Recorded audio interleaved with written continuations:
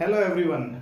अगर कोई कंपनी अपनी बोर्ड पर एक अपने वुमेन डायरेक्टर को रीअपॉइंट नहीं करती है तो क्या कॉन्सिक्वेंसेज हैं, कौन सा सेक्शन लगेगा एक्चुअली पेनल्टी के लिए।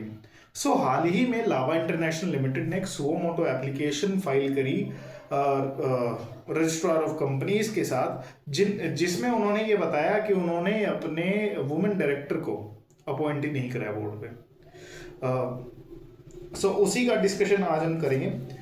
लावा इंटरनेशनल ने अपनी एप्लीकेशन में कोट करा section 143 sub section 1 read with rule 3 of companies appointment and qualification of director rules 2014, जिसमें आपकी एक रिक्वायरमेंट होती है कंपनी के ऊपर एप्लीकेबल, जिसमें उन्हें एक वुमेन डायरेक्टर को अपॉइंट करना होता है। It is required for a listed company and for every other company having a paid up share capital of 100 crore or more or turnover of 300 crore or more।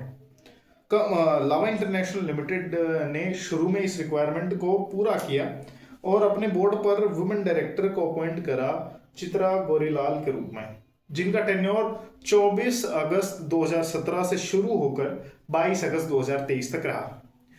हालांकि इसके साथ साथ आपका अगर वैकेशन होता है वुमेन डायरेक्टर का उसके ऑफिस से, तो आपको उनको इमीडिएट नेक्स्ट बोर्ड मीटिंग या फिर within 3 months whichever is later उसमें आपको अपॉइंट करना होता है। हालांकि कंपनी की नेक्स्ट बोर्ड मीटिंग 1 सितंबर 2023 को हुई और जो 3 महीने का टेन्योर था वो 21 नवंबर 2023 को खत्म हो गया, लेकिन उन्होंने किसी भी डायरेक्टर को अपॉइंट नहीं करवा। फर्दर उन्होंने एक वुमेन डायरेक्टर को अपॉइंट करा बोर्ड पर, जो कि दीपिका गुप्ता थे, और उनका टेन्योर स्टार्ट हुआ था 20 मई 2024 से, और इसमें आरओसी ने 179 डेज का डिफॉल्ट निकाला है।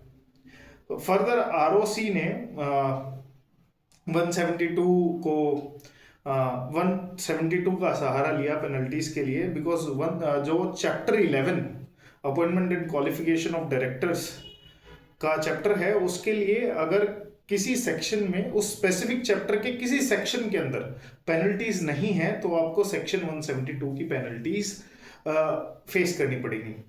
अब सेक्शन 172 की पेनल्टीज क्या कहती हैं वो जरूरी है। ये कहता है कि कंपनी और ऑफिसर इन डिफॉल्ट को 50,000 रुपीज का पेनल्टी देना पड़ेगा। In case of a continuing default तो आपको 50,000 रुपए, sorry I am really sorry, अगर कंटिन्यूइंग डिफॉल्ट है तो 500 रुपए पर दिन के हिसाब से एक मैक्सिमम लिमिट कंपनी के लिए 3 लाख और एक इंडिविजुअल के लिए 1 लाख रुपए।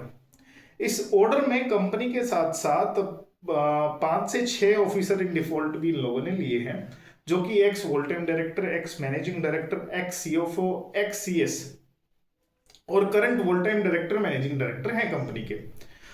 जो भी इंडिविजुअल्स थे इसमें, उनके ऊपर 1 लाख रुपए की पेनल्टी लगी है, और कंपनी के ऊपर जो सीलिंग थी वो 3 लाख रुपए की थी। जब डिफॉल्ट के हिसाब से पेनल्टी को कैलकुलेट किया गया तो कंपनी के ऊपर 1,39,500 रुपए की पेनल्टी लगी। सेक्शन 172 की पेनल्टी को इम्पोज करके कंपनी ने इस चीज को आरओसी ने इस एडजुडिकेशन ऑर्डर को पास करा।